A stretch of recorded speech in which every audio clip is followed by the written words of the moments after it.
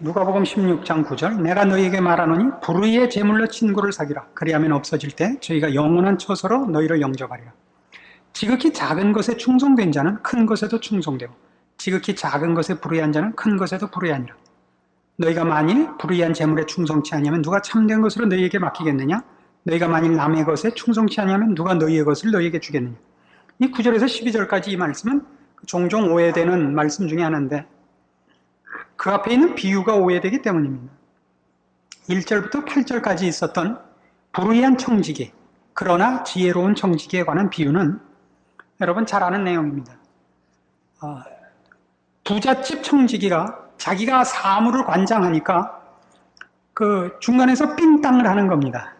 주인이 드디어 알고 그를 파면시키기로 하고 이제 다음 사람한테 사물을 인수인계해라 했습니다. 이제 이 사람이 무슨 생각부터 했냐면 쫓겨나면 이제 어떻게 살 것인가를 생각했습니다.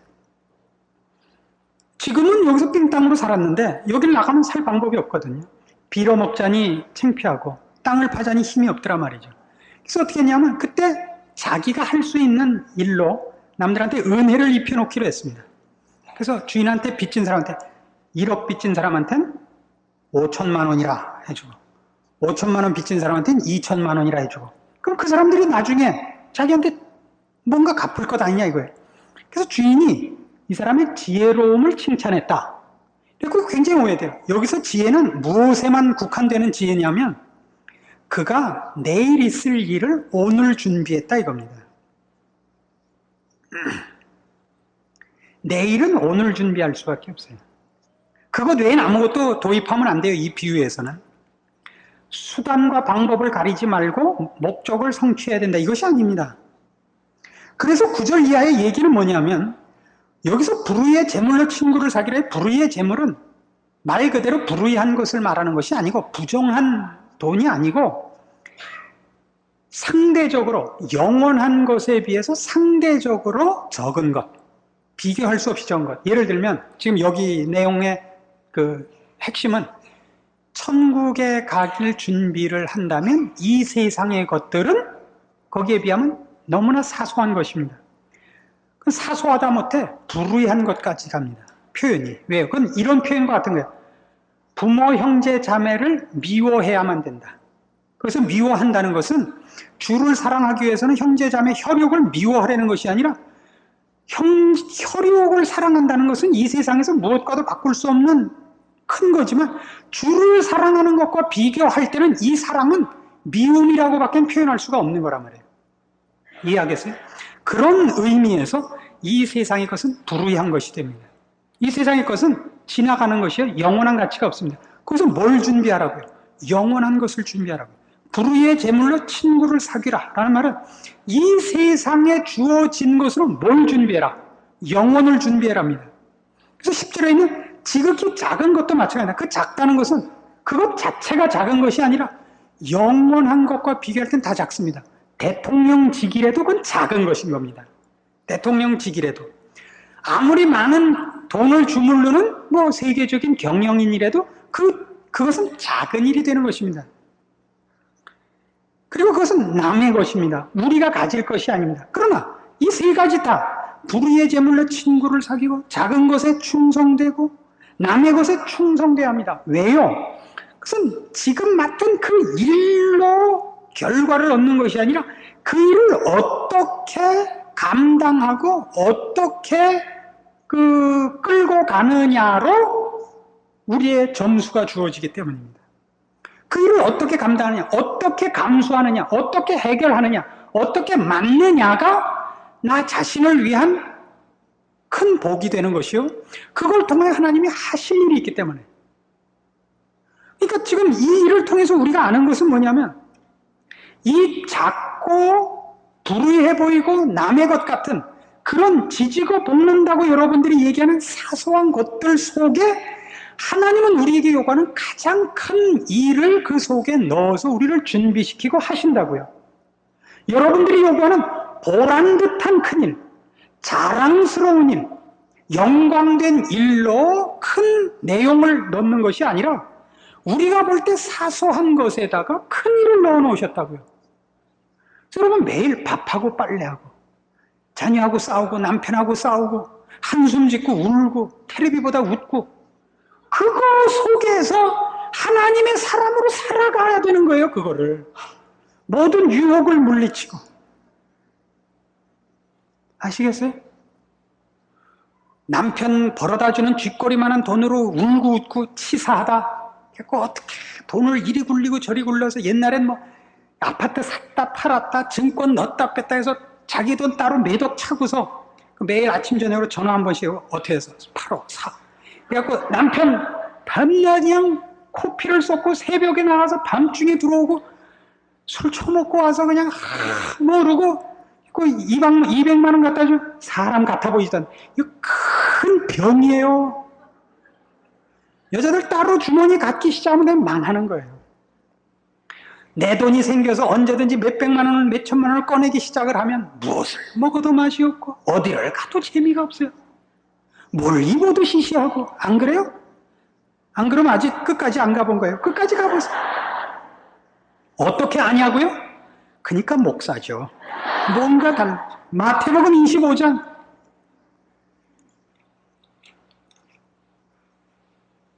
31절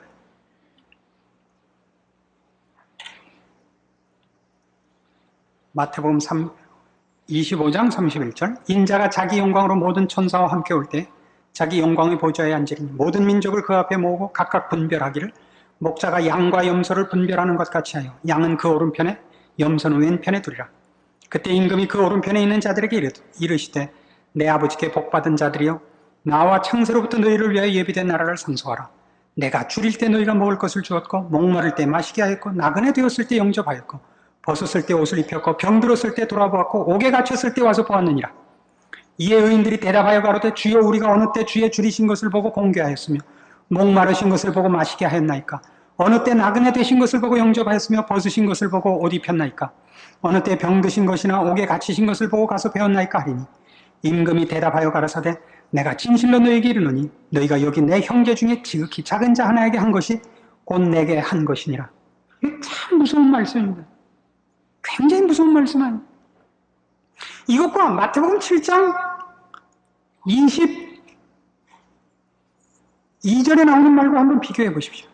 그날에 많은 사람이 나더러 이르되 주여 주여 우리가 주의 이름으로 선지자 노릇하며 주의 이름으로 귀신을 쫓아내며 주의 이름으로 많은 권능을 행치 아니하였나이까 하리니 그때 내가 저희에게 밝히 말하되 내가 너희를 도무지 알지 못하니 불법을 행하는 자들아 내게서 떠나가라 하리라. 얼마나 무서운 대접입니까? 이 빌어먹을 목사들이 이런 건 하나도 안 가르쳐주고 할 수 있거든이 무슨 말이냐, 믿는 자에게 능치 못할 일이냐, 이것만 좋아해. 그 말씀도 주님의 말씀이에요. 그러나 그래갖고 맨 간땡이만 부풀려놨어요.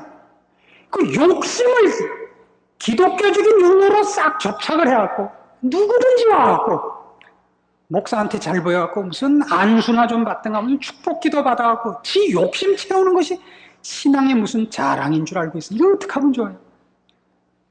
조금 전에 제가 욕한 건 나가서 얘기하지 마세요. 아주 성질이 나요. 그 생각만. 목사들끼리의 무슨 이 문제를 그러는 것이 아니라 그걸로 인한 피해가 너무 커서 그래요.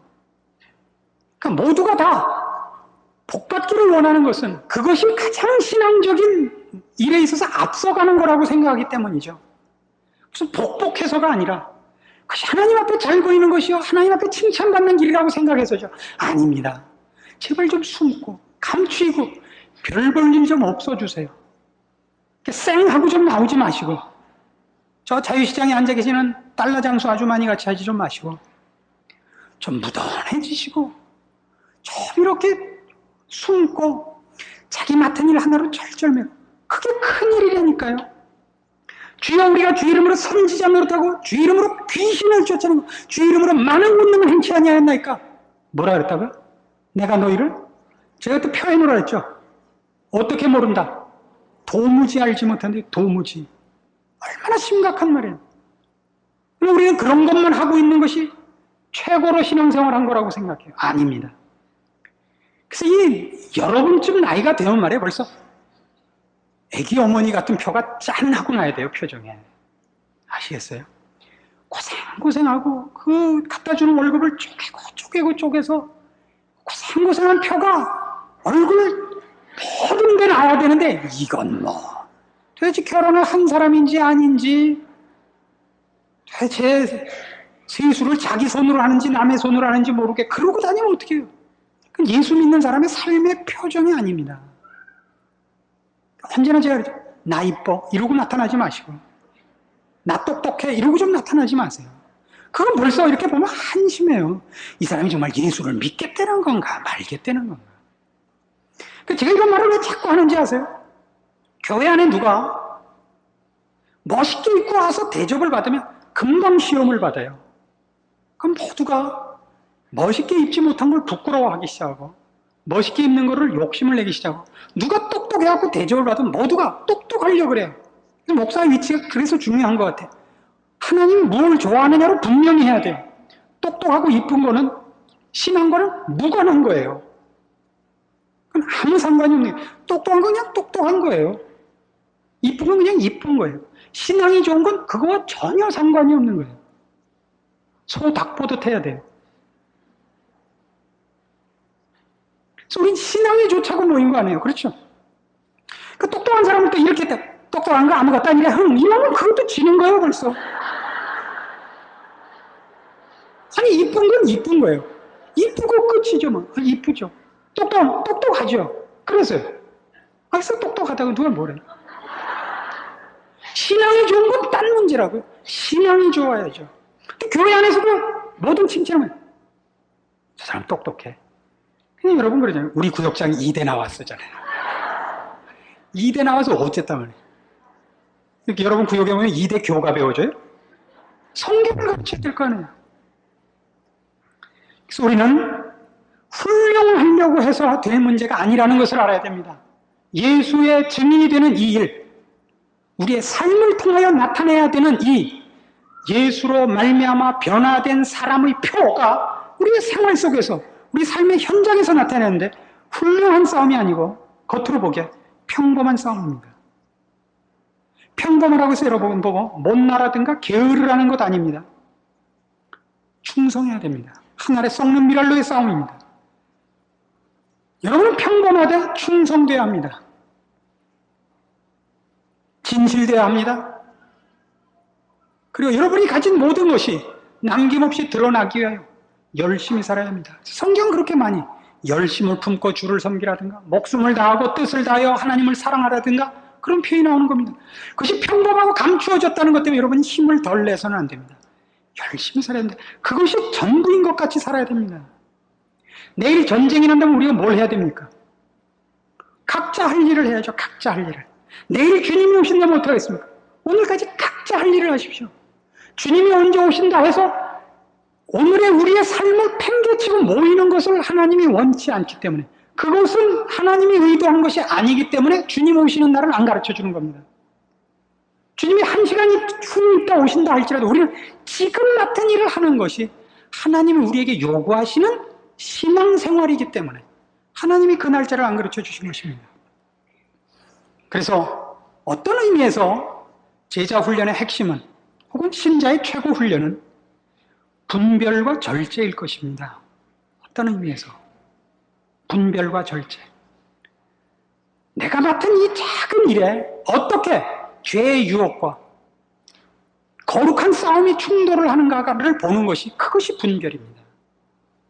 아무것도 아닌 일에 그것이 늘 충돌해서 우리는 거기서 그 분별을 하기가 어렵습니다. 그것이 종교적인 형태를 취하고 반대하는 형태를 취하면 쉬운데, 그렇지 않은 때 이것을 어떻게 이쪽으로 갈 것인가 저쪽으로 갈 것인가, 어떻게 할 것인가라는 결정을 내리는 그 분별이라는 것이야말로 사실은 신자들에게서 제일 필요한 것이고, 그리고 우리가 맡은 일을 어떤 식으로 감수해 갈 것인가 할 때, 그때 옛 유혹을, 구습을 쫓는 옛 유혹을 벗는 것, 혹은 내가 바보가 아니라는 걸 확인하고 싶은 마음, 이런 모든 것들을, 또는 내가 하나님의 사람인 것이 좀 더 빨리 증명됐으면 좋겠다라는 그 조바심 같은 것들을 이겨내는 절제, 혹은 믿음이야말로 가장 필요한 이 제자도의 훈련 목록이 아닐까, 이렇게 생각하는 것입니다.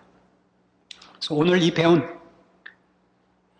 예수의 증인으로 산다 하는 문제가 우리에게 이미 주어진 것임을 잊지 마시고 여러분이 처한 여러분의 남편, 자식, 가정, 이웃, 여러분이 지금 처해 있는 형편을 소중한 사명으로 안고 거기서 하나님의 사람으로 충성하는 그리고 감사하는 그 복된 인생을 걸으면 그것이 바로 아브라함의 가정이 되는 것입니다. 기도하십시다. 하나님 아버지 은혜를 감사합니다. 하나님께서 우리를 그 자녀로 택하사 이 세상을 나그네로 걷게 하시며 우리를 통하여 많은 열매를 맺기를 원하고 계십니다. 우리가 가진 이 생명과 진리에 마땅한 열매요.